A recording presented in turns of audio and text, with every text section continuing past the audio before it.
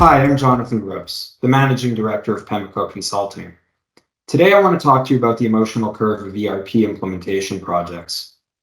The emotional curve is a term we coined that represents an organization's collective emotional responses during an implementation project. Now, we've been implementing ERP projects since the late 1970s for organizations of all shapes and sizes for all different kinds of systems. Now, the one thing that's been a constant is this emotional curve. It's proven, it's predictable, and it's inevitable. And so what I want to do today is shine a spotlight on the 4 emotional responses. And I want to give business leaders, steering committee members, and project managers some tips on how to anticipate and manage the emotional curve. If the emotional curve isn't well managed, it can lead to resistance. It could lead to poor adoption, and in some cases, worst case scenarios, it can lead to project sabotage. Meanwhile, if a company effectively manages the emotional curve, it can really create alignment towards the intended successful delivery of the implementation. So what I'm going to do now is I'm going to walk through the 4 emotional responses. Now, the first natural response in an implementation is resistance. And this can happen really early. And we can feel it throughout the company, on the core team, with the end users, managers, and executives.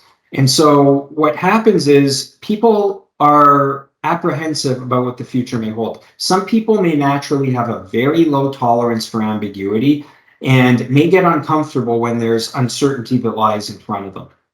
Other people might be wondering whether or not they'll have a job once the process improvements and automations are implemented.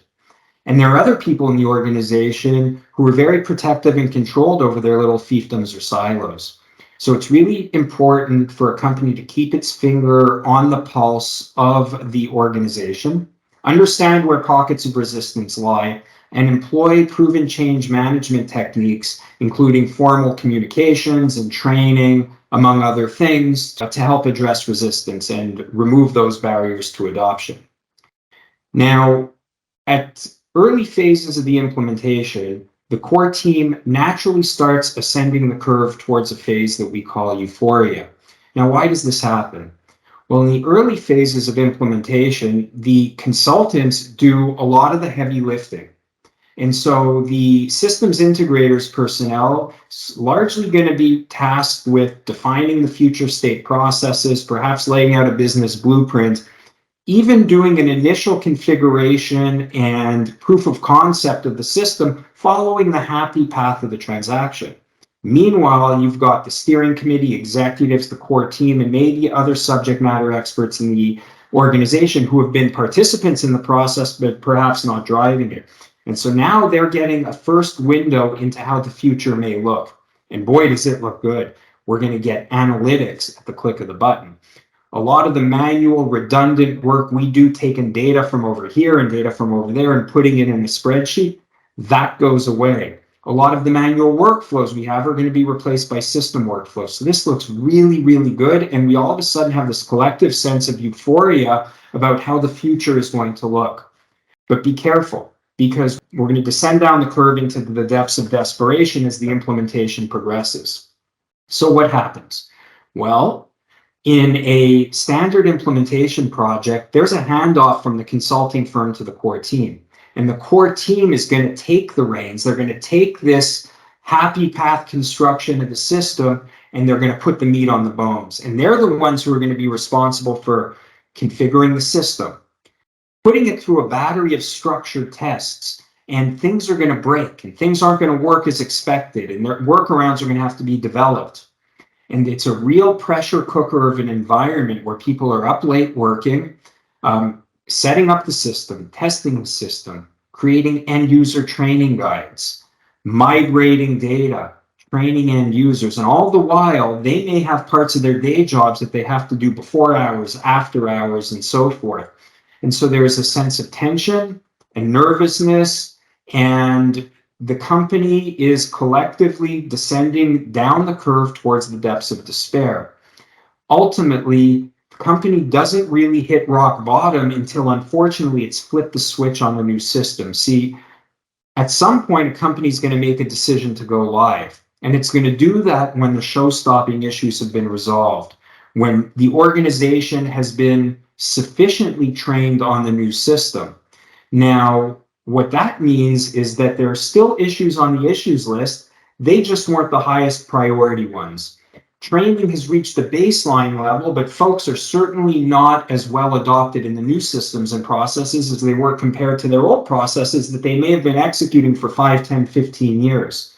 And so when orders start flying at the user community, when users encounter errors in the system or make mistakes in processing a transaction, and they're under the gun to deliver orders or services or invoices, the company goes through a phase of desperation and hits rock bottom.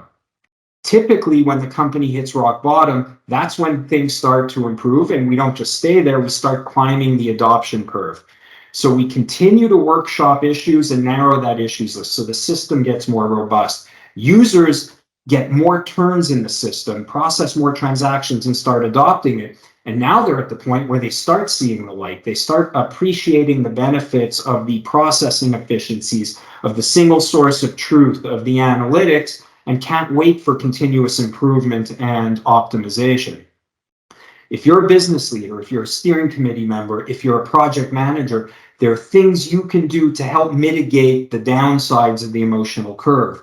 First, from an organizational change management perspective, it's really important that you prioritize communications, training, and alignment.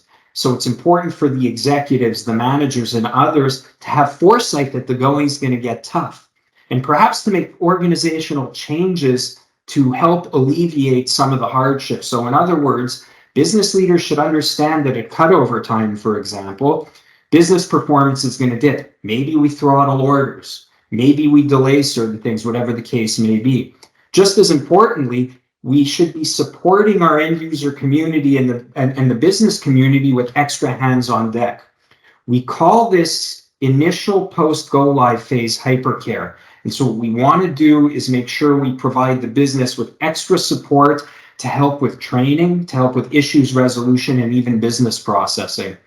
And so again, there are several measures that a company should take in order to manage the emotional curve. But the first step is really understanding the emotional curve, understanding where the highs and lows happen, and being prepared to provide actionable methods to help mitigate the negative impacts of the emotional curve. So I encourage you to learn more about our firm. Visit our website at www.pemico.com or reach out to me via LinkedIn for more information.